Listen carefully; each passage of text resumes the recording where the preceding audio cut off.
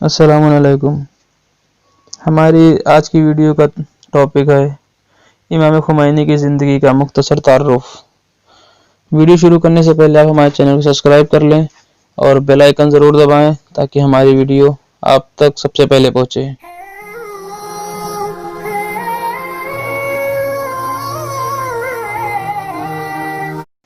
آپ کی ولادت 24 ستمبر 1902 خمینی ایران میں ہوئی۔ اب تعلیمی زندگی، علمی دور کی بات کرتے ہیں۔ امام خمینی نے بچپن سے ہی تعلیم کا آغاز کر دیا تھا اور مکتب میں داخلہ لیا۔ اس کے بعد جدید اسکول میں داخلہ لیا اور دنیاوی تعلیم ختم کرنے کے بعد اپنے ماموں اور بڑے بھائی کی شاگردی میں دینی تعلیم کا آغاز کیا۔ اس کے بعد آپ اپنے دینی تعلیم مکمل کرنے کے لیے شہر عراق تشریف لے گئے، کیونکہ وہاں حوزہ علمیہ قم کے بانی آیت اللہ عبدالکریم حائری یزدی تدریس فرما رہے تھے۔ حوزہ قم کے واقعات: آیت اللہ حائری جب قم تشریف لے گئے تو آپ بھی ان کے ہمراہ قم آ گئے اور 25 سال کی عمر میں اپنی دینی تعلیم پائے تکمیل تک پہنچائی اور آیت اللہ حائری کی شاگردی میں دائرہ اجتہاد پر فائز ہوئے۔ آپ نے عرفانی تعلیم کے لیے محمد علی شاہ آبادی کی شاگردی اختیار کی۔ امام خمینی کی تدریسی واقعات: آیت اللہ خمینی نے حوزہ علمیہ قم میں کئی سال تک فقہ، اصول، فلسفہ، عرفان اور اخلاق اسلامی کی مدرسہ فیضیہ، مسجد اعظم، مسجد محمدیہ، مسجد ہاشم اللہ صادق، مسجد سلماس وغیرہ میں تدریس کی یعنی درس دیے۔ حوزہ علمیہ نجف میں بھی تقریباً 13 سال کے قریب مسجد شیخ الاعظم انصاری میں معرفت اہل بیت اور فقہ کا اعلیٰ ترین سطح کی تدریس کی اور پہلی بار نجف میں ولایت فقیہ کے افکار و نظریات پر مبنی مباحث کی تدریس کا آغاز کیا۔ امام خمینی کا سیاسی نظریہ: آپ کا سب سے اہم سیاسی نظریہ ولایت مطلقہ فقیہ کا نظریہ ہے، جو تشیع یعنی شیعیت کا اقتدار پر مبنی نظریہ ہے۔ آپ نے کوشش کی کہ اسلامی جمہوریت کی حکومت اور آپ کا آئین یعنی قانون اسی نظریے کے مطابق تشکیل پائے۔ امام خمینی نظریہ ولایت فقیہ کو پہلی بار نجف میں تدریس یعنی وہ درس جو بعد میں حکومت اسلامی کے نام سے مشہور ہوا کے دوران بیان دیا۔ اس نظریے کا اصل مقصد ہے کہ شیعہ حکومت ایک متحد جامع شرائط کے زیر نظریات ہونی چاہیے۔ ایران کا انقلاب کامیاب ہونے کے بعد اسلامی جمہوریت ایران نے اس نظریے پر عمل کیا گیا اور جمہوری اسلام کی بنیاد اس نظریے پر رکھی گئی۔ امام خمینی اپنی زندگی کے آخری ایام میں ولایت فقیہ کے نظریے کو بیان فرمایا اور فقہ کے اختیارات کو پیغمبر اسلام اور ائمہ علیہ السلام کے اختیارات کے برابر قرار دیا۔ اس نظریات کے مطابق فقہی مسئلے کے بنا پر حکم شرعی کو وقتی طور پر روک سکتا ہے۔ امام خمینی کے شاگرد: آپ کے شاگردوں کے بقول امام خمینی کے دروب کا شمار حوزے کے بہترین درسوں میں ہوتا ہے اور کسی زمانے میں قم میں آپ کے شاگردوں کی تعداد 1200 افراد تک بتائی جاتی ہے، جن میں سے بہت سے افراد کا شمار اس زمانے کے مجتہدین میں ہوتا ہے۔ امام خمینی کی تالیفات یعنی ان کی لکھی ہوئی کتابیں: کشف الاسرار، تحریر الوسیلہ، چہل حدیث، مصباح الہدایہ الی الخلافہ والولایہ،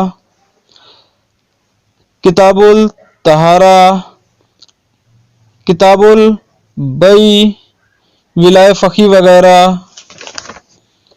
درجنوں علمی کتابیں تحریر ہیں۔ امام خمینی کی سیاسی زندگی: ایران پر حاکم نظام مشروط سلطنتی نظام تھا، البتہ دونوں پہلوی باپ بیٹے کی کارستانیوں کی وجہ سے مطلق العنان سلطنتی نظام میں بدل چکا تھا۔ کبھی کبھی حکومت کے پروگرام دین اسلام اور مذہب تشیع کے مطابق نہیں ہوا کرتے تھے اور یہی مسئلہ متعدد افراد اور خاص طور پر دینی علماء کی طرف سے اعتراض کا موضوع بنتا تھا۔ امام خمینی نے 1341 میں حکومت کی اعلانیہ اور کھلی مخالفت شروع کی۔ ریاستی اور صوبائی انجمن کے عمل میں لانے سے پہلے 16 مئی 1341 میں امام خمینی تمام مرجع قوم کے ہمراہ ایک میٹنگ کی، جس کے باعث امام خمینی اور تمام علماء کی جانب سے اعلانیہ طور پر یہ قانون نافذ ہوا۔ 11 آذار 1341 میں امام خمینی کی تصویب کی گئی صوبائی اور بلدیاتی انجمنوں کو لگو دیا گیا۔ آپ نے اس تصویب کو ختم کرنے کا پیغام دیا۔ 15 خرداد 1342 کو قید کیا گیا اور لوگوں نے آپ کے قید کرنے پر اعتراض کرنے کے لیے قیام کیا۔ 21 فخردین 1343 کو آپ نے قید سے آزادی کے بعد قم کی مسجد اعظم میں پہلی تاریخی تقریر کی۔ 13 آبان 1343 میں امام خمینی کو قید کر کے ترکی بھیجا گیا۔ 13 ماہر 1344 کو امام خمینی کو ترکی سے بغداد کی جانب منتقل کیا گیا۔ 16 ماہر 1344 کو سامرا سے کربلا کی جانب حرکت کی اور 23 ماہر 1344 میں نجف میں داخل ہوئے۔ وہاں پر علماء و مراجع کرام کی جانب سے ملاقات کے بعد 16 ماہر 1344 کو اپنے حوزے میں درس شروع کیا۔ پھر آپ کو کویت منتقل اور وہاں سے فرانس جلا وطن کر دیا گیا۔ 12 بہمن 1357 کو 15 سال کی قید کے بعد ایران میں واپسی ہوئی۔